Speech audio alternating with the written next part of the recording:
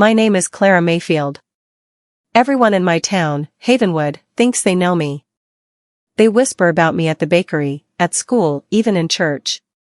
They see the quiet girl, the one who stays by herself, the daughter of a man who left because of secret bad things.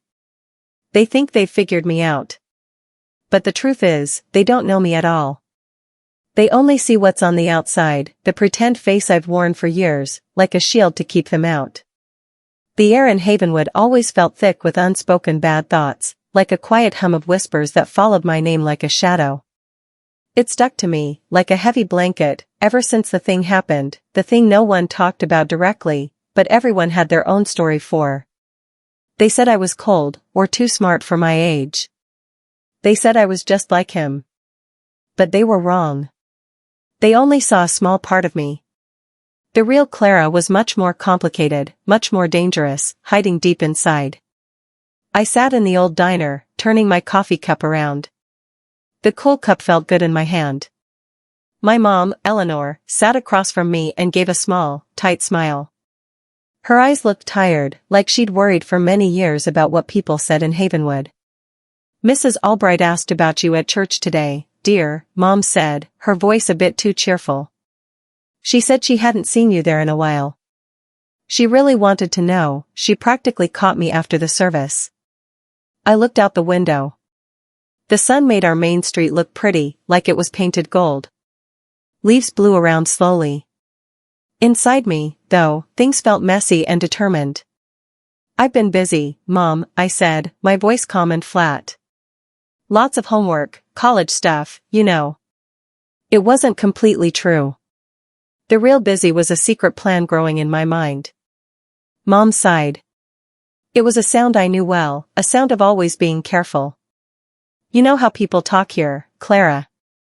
Especially about our family. After everything. It's best not to give them more reasons to talk. Just keep a low profile, darling. Don't let them see you too much. I knew. Oh, I really did. The whispers were like music playing all the time in my head, mean songs that never stopped. They followed me into my quiet room, Clara Mayfield, the girl whose dad left because of some vague, bad things. Clara Mayfield, who never cried, even when her world broke apart. Clara Mayfield, who was too quiet, and saw too much, understood too much. They put a label on me, like a sticker you can't take off, even if you can't see it. It felt heavy on my heart. It all started small, like a little plant growing slowly but strongly, its branches reaching out to grab everything. A sidelong, knowing look from Mrs. Henderson at the grocery store. She had a basket full of expensive food she probably complained about, and she looked at me for a moment too long. A sudden, uncomfortable quiet when I went into the town library, as if my being there stopped important, secret talks. The way old Mr. Abernathy, who used to give me beautiful flowers every spring, now looked away quickly when we passed, shuffling his feet. The big moment, I now understood, when the plant really took hold, was when the old Miller house was taken by the bank. My dad, who sold houses, worked on that one. It was a big, complicated deal, and people talked about it even then, before he left. Then, suddenly, he was gone. Vanished. And the whispers began, twisting the story until it made me look bad too, even though I didn't know why, but everyone seemed to believe it. One cool autumn evening, under a sky-colored purple and orange by the setting sun, I found myself at the town's yearly harvest festival. My mom made me go. She said it was important to be seen, a necessary duty, she hinted, to remind the town that we were still part of them, still worthy of their polite dislike.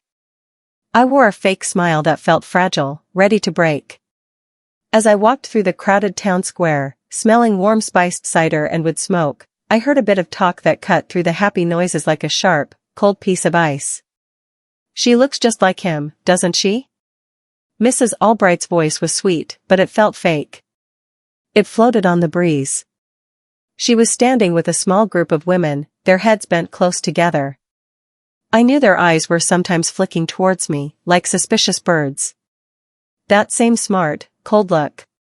You can tell she has his blood, no matter how much Eleanor tries to cover it up. And the way she acts, Mrs. Henderson added, whispering, but I heard every single word, every mean sound, as if they were speaking right into my ear. Like she's better than everyone, after what her family did to this town.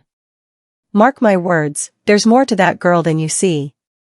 Something bad is brewing under that quiet outside, you just know it. Waiting to explode. My jaw tightened. The muscles clenched so hard I could feel a small ache in my teeth. A cold fire started deep inside me, not hot, angry fire, but a calm, determined fire. It burned slowly, steadily. They thought they knew me. They thought their opinions were the truth, carved in stone for the whole town to believe. But they hadn't seen the nights I spent looking through my dad's old papers, the secret messages he sometimes used, the strange names and even stranger, out-of-place deals. They hadn't heard the worried calls he made in quiet tones from his office, his voice low and strained, just days before he disappeared. They hadn't seen the fear in his eyes the day he packed his bags, leaving only one secret note, tucked under my pillow, they will turn on you, Clara. Don't trust anyone. Especially not those who smile the biggest. Dig deeper. The whispers didn't just hurt me, they were like a thick, dark curtain, made on purpose to hide the real truth of my dad's disappearance. They wrapped it in a story of shame and scandal that was easy to believe. And I, with my quiet ways and sharp mind, had seen through the town's polite mask a long time ago. I knew its secrets, its fake ways, its perfectly neat lies that were just under the surface. I watched, I listened, and I remembered everything, putting it away carefully in my mind. That night, I couldn't sleep at all. I lay in bed, looking at the familiar cracks in the ceiling. The whispers from the festival turned into a loud, constant hum in my head, each voice like a tiny hammer hitting my skull. My dad's warning came back, clear and scary. They will turn on you. What if the whispers weren't just mean talk, not just the small cruelties of a small town? What if they were a planned attack, made to make me look bad, a sad, broken girl, so no one would listen if I ever tried to speak?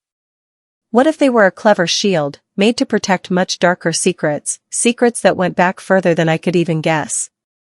The thought was scary, but also exciting in how clear it was. A slow, careful plan started to form in my mind.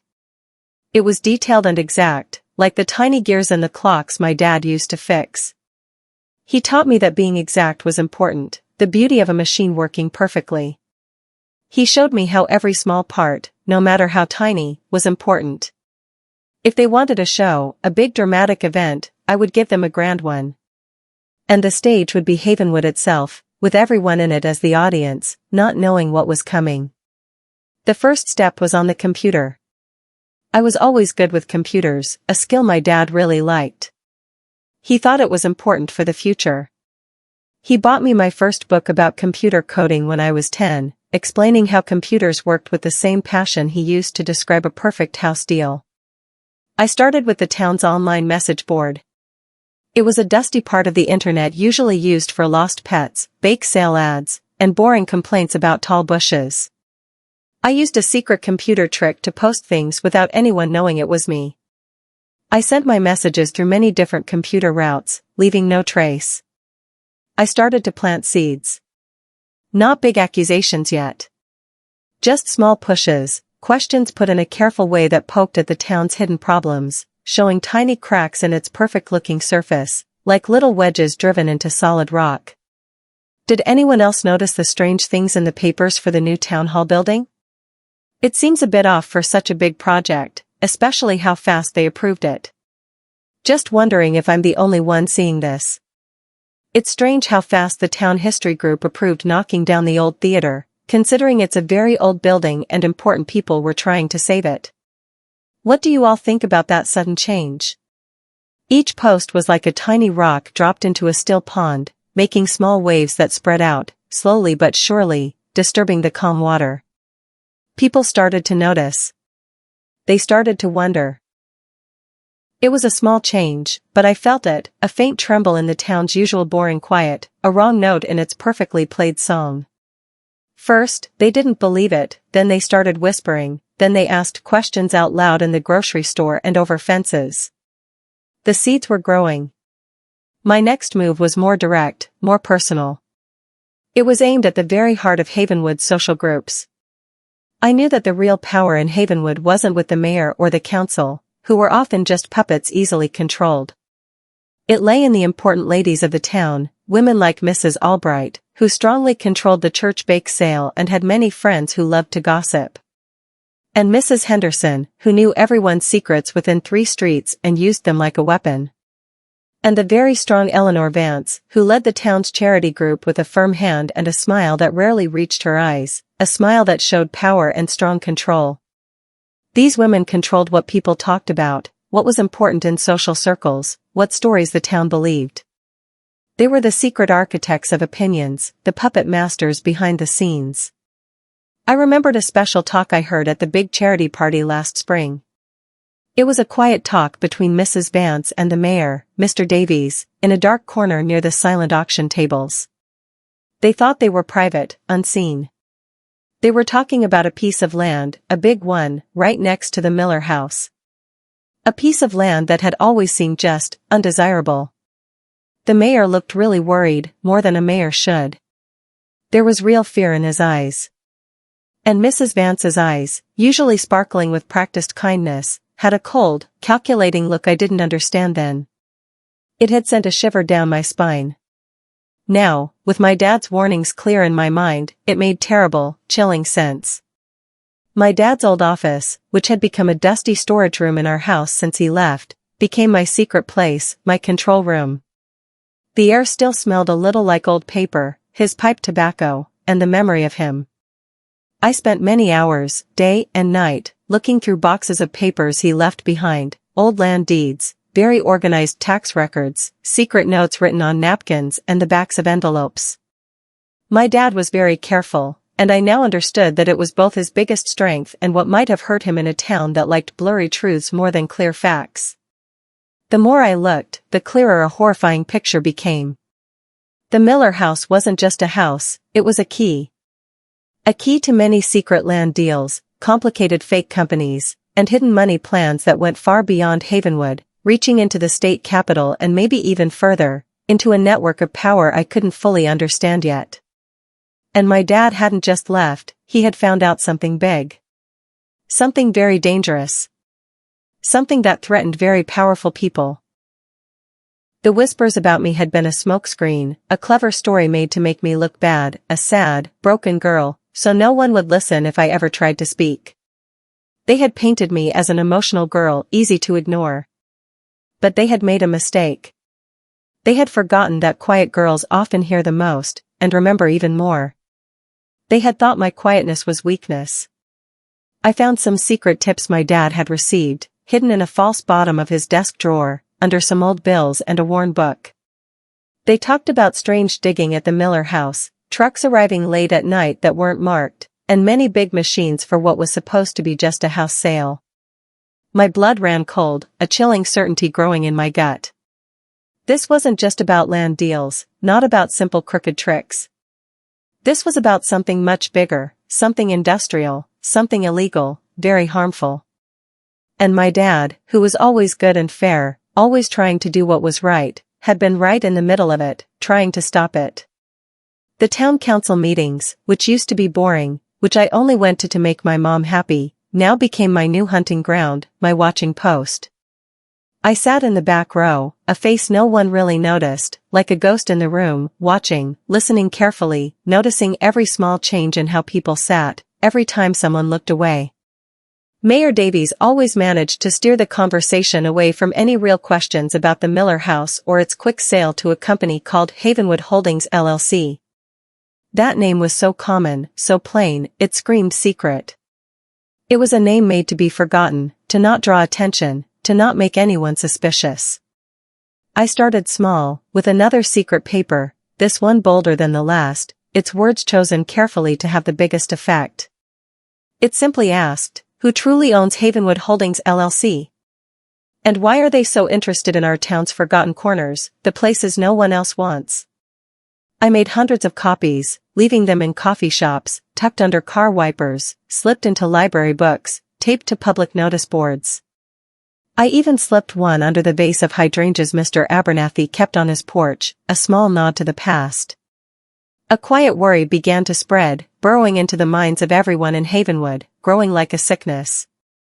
People started asking questions, not just about me, but about the very foundations of their town, the ground beneath their feet, the air they breathed.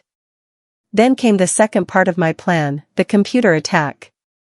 I knew the town's computer systems like the back of my hand, every hidden path, every forgotten corner. My dad, when he was just starting out, helped set up Havenwood's public computers, its local news website, even the simple locks for the town's planning office. He taught me about computer addresses, computer logs, and how any system could be weak. He explained how information flowed like water. I remembered the secret ways in, the easy default passwords he often complained about, the backup systems he had built in case something broke. He always said, "Always have a way out, Clara. You never know when you'll need one." A true builder plans for everything that might happen. One night when there was no moon, with only crickets chirping and an owl hooting far away, I quietly entered Havenwood's computer world. I didn't break in, not in a bad way. I just walked through the doors they'd left open, doors my dad had designed and, maybe, even intended for someone to find, like a secret safety switch. I looked at the planning office's old files, checking the building permits, the pollution reports, the land ownership records. What I found was a very carefully made web of lies, a game of hiding who owned what, made to keep the real bad people hidden. And right in the middle, hidden behind many legal words, bank accounts in other countries, and fake companies, I found a familiar name, almost casually mixed in with the complicated company structure, Eleanor Vance. My mom's best friend, the most important lady in the town, the woman who had cried with my mom and patted my hand with such gentle care, now revealed as a spider at the center of a terrible web. Finding this out hit me like a strong punch, a cold, hard blow to my stomach that took my breath away. It wasn't just the important ladies, it was my mom's closest friends, the very core of her social world. The very people who pretended to care, who whispered about me behind their hands, were deep in this mess, their hands dirty with the town's deepest secrets. And my dad, I now understood with terrible clarity, hadn't just found out about it, he had been trying to expose it from the inside. That's why he'd left. He hadn't just gone, he had been made to go. Or worse. The thought choked me, a dry, bitter taste, a cold fear that turned my stomach. The whispers had been a distraction, a way to control the truth. A cold, hard decision settled in my bones, making me stronger and more focused, taking away any last bit of doubt or hesitation. It was like steel being made in a hot fire. The whispers, the gossip, the fake story about my dad, all of it had been a trick, a clever way to control the truth, to bury it under a mountain of convenient lies. Now, I would use their own tricks against them, using their desire for secrets to break apart their empire of lies. I would tell every one of their dirty little secrets, not just to get back at them, but to find out the truth about my dad and to tear down the fake town, brick by rotten brick, until only the bare, ugly truth remained. I started with the public records, digging deeper into the computer files, pulling apart every thread, looking at every knot. I downloaded reports about strange chemicals near the Miller house, which was now officially owned by Havenwood Holdings LLC. These reports had been secretly buried, stamped as small problems by unknown town workers, their names barely readable. I found the names of the town council members who had voted to approve these reports, their names highlighted on papers that seemed to appear and disappear from public view almost as fast as they were asked for, like ghosts in the machine. I didn't just post these findings randomly. I carefully gathered them, making an online folder, a living, breathing document of bad deeds. Each piece of information was connected, checked twice, and explained in clear, easy-to-understand words, without legal talk, presented in a way anyone could understand. I made it so no one could say it wasn't true. It was a strong record. I called it the Havenwood Chronicle, and I released it secretly, using a computer trick that left no trace. I timed it for early Tuesday morning, just before the sun came up, when most people would be waking up and checking their phones, their minds still fresh and ready to take in news. The first chronicle drop was a slow burn, a fire that started deep inside the town's computer systems. It talked about the strange things in the Miller House sale, my dad leaving suddenly, and how fast the town approved building plans for Havenwood Holdings LLC. It asked sharp, uncomfortable questions. Why did a house project create so much factory waste, and where did that waste go? It didn't point fingers, it just showed the facts and let people connect the dots, to figure out the terrible truth themselves. The reaction was quick, and satisfying in its growing chaos. Not the big explosion I expected at first, but a nervous tremble, a ripple of unease. The town's message board, usually quiet and normal, lit up with confused, then angry, comments. People who had thought my earlier posts were just crazy ideas now saw them as pieces of a bigger, scary puzzle. The whispers, for once, were not about me, but about the terrifying meaning of the chronicle, about the hidden truths it showed. The first tiny bit of doubt had grown, and now its roots were spreading. Then came the second drop, stronger, more damaging, like a building being carefully knocked down.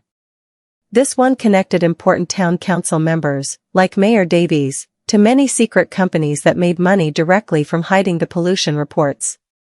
It showed their hidden money in Havenwood Holdings LLC, proving they were doing something wrong. And it showed how Eleanor Vance, the kind head of the charity group, the woman who had helped my mom socially for decades, had a big, secret share in one of these very fake companies. Her name appeared quietly on bank papers from other countries that I had found with much hard work. I attached scanned bank statements, legal papers, and computer messages that painted a clear, undeniable picture of them being involved and greedy. I remember watching the local news website that morning, my heart beating a cold, steady rhythm in my chest, a song of careful victory. The comments section, usually a sleepy place for town news, had burst into a huge online fire, a digital blaze. People accused each other, not just the council members. Old fights came up, fueled by the terrifying idea that their trusted leaders had been lying to them, that their whole town was built on lies, poisoned at its very core. The forced quiet of Havenwood was completely broken, replaced by the loud shouts of angry people. The third chronicle drop was the most damaging, the final, crushing blow. It talked not just about the money problems, but the shocking, horrible truth about the Miller House itself. My dad hadn't just been selling land, he had been trying very hard to stop the illegal dumping of poisonous factory waste that had been secretly buried there for years. Waste that was now leaking into Havenwood's drinking water, making it dirty, poisoning their children, poisoning their lives. And the town council, with Eleanor Vance knowing everything and helping, had approved knocking down the house and building on the land, effectively hiding the proof and putting the entire town's water at risk, all for a share of the illegal money, their silence bought with dirty cash. I included copies of my dad's frantic emails to the pollution police, emails that were never answered or just got lost in government paperwork. I included his personal notes, where he talked about being more and more scared for the town, how he felt like he was being watched, followed, his life in danger. His last note, the one that said, "They will turn on you, Clara." Dig deeper, now made my stomach churn with a sickening mix of knowing I was right and feeling scared.